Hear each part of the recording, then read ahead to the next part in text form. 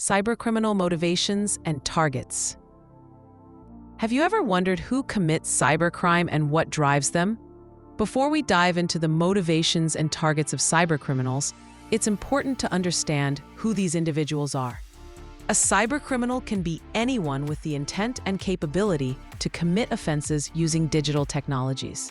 They range from opportunistic amateurs exploring vulnerabilities for fun, often called script kiddies, to highly skilled professionals orchestrating complex attacks for financial gain, political purposes, or espionage. Some operate alone, while others are part of organized groups, collectives, or even state-sponsored units.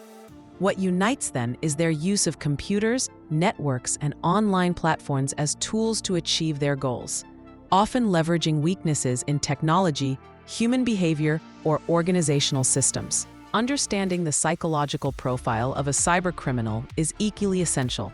Many are motivated by curiosity, a desire for challenge, or the pursuit of recognition and status among peers.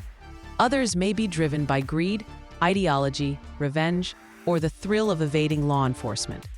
Psychological traits commonly observed include a high tolerance for risk, patience, problem-solving skills, and sometimes a disregard for ethical or legal boundaries.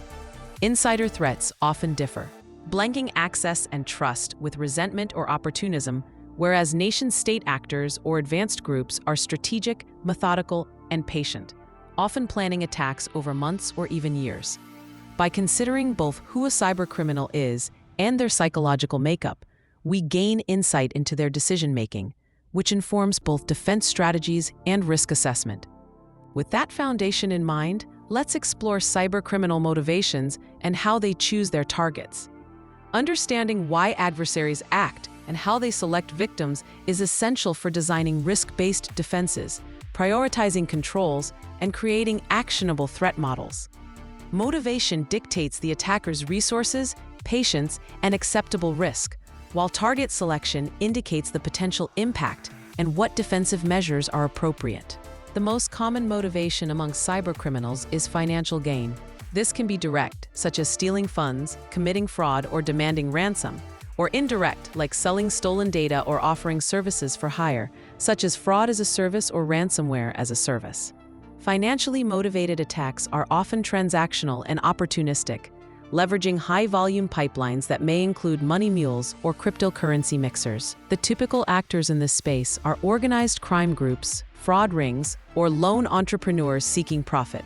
Political or ideological objectives, often referred to as hacktivism, represent another major driver. These actors aim to promote causes, expose perceived injustices, or embarrass institutions.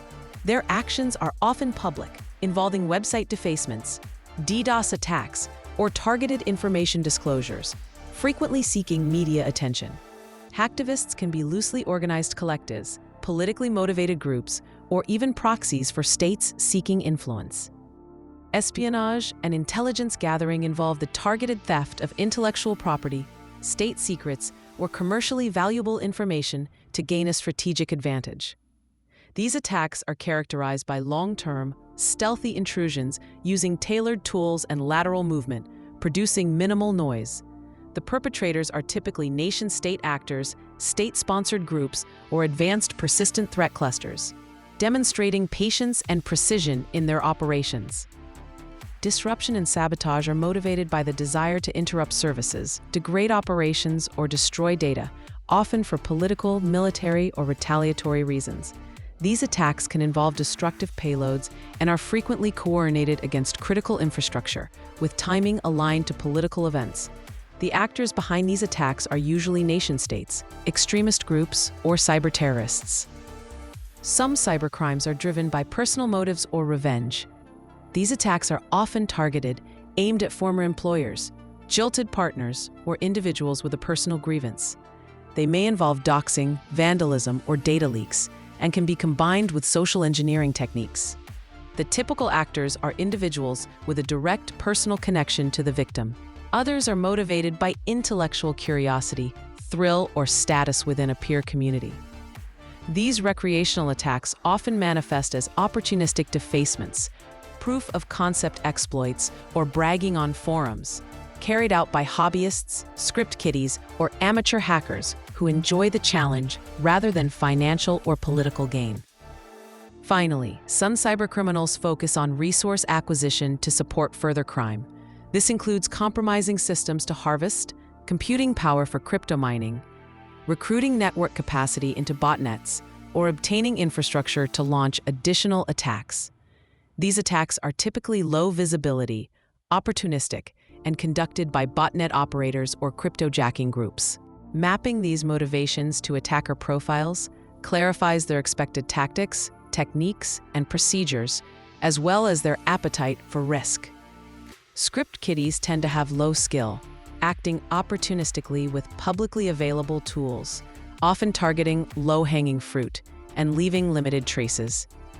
Organized cybercriminal groups are structured, profit-driven, and capable of large-scale fraud or supply chain attacks, using well-developed monetization ecosystems. Insider threats, on the other hand, exploit legitimate access with high knowledge of internal systems, motivated by revenge, financial gain, or coercion.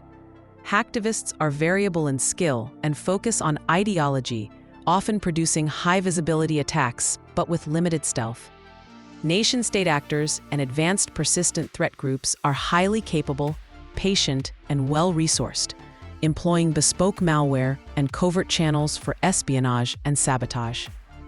Target selection is a deliberate process where attackers weigh potential rewards against perceived risks and expected costs.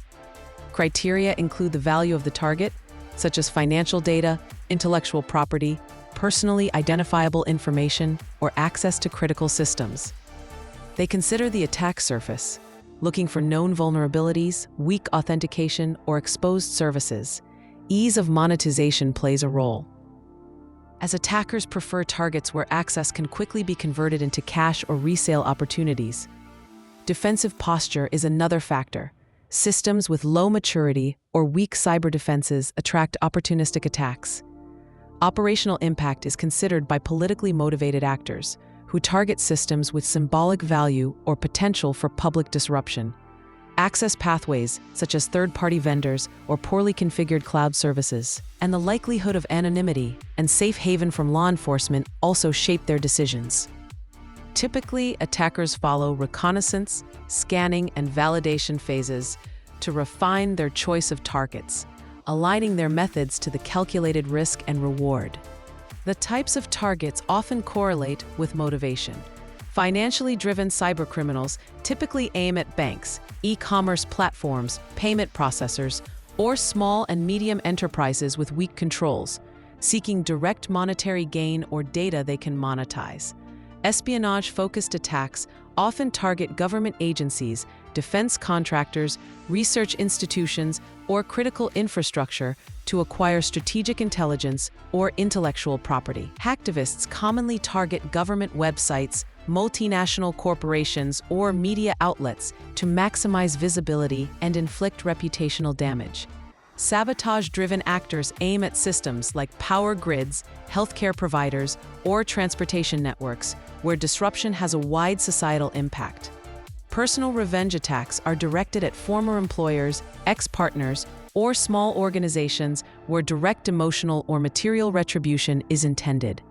Finally, defensive strategies must be tailored to these motivations. Against financially motivated criminals, organizations should harden payment systems, implement strong multi-factor authentication, employ transaction anomaly detection, establish treasury controls, and maintain anti-fraud monitoring. For espionage or advanced persistent threat actors, defenses should include network segmentation, privileged access management, long-term log retention, endpoint hardening, and sharing of threat intelligence. Against hacktivists, ensure website integrity protections, rapid incident response to contain defacements, and robust public communication plans. Insider threats require measures like least privilege enforcement, behavior analytics, comprehensive exit procedures, HR security integration, and targeted monitoring. Supply chain attacks can be mitigated by verifying vendors, requiring software bill of materials, SBOMs, applying code signing, performing staged deployments, and contractually enforcing security baselines. Now that you understand who cybercriminals are, what drives them, how they select their targets, and how defenses can be tailored to each motivation, make sure you don't miss other cybersecurity courses on this channel. If you found this content valuable, like the video, share it with others who need to stay protected. Subscribe to the channel and turn on notifications so you're always updated when new videos drop.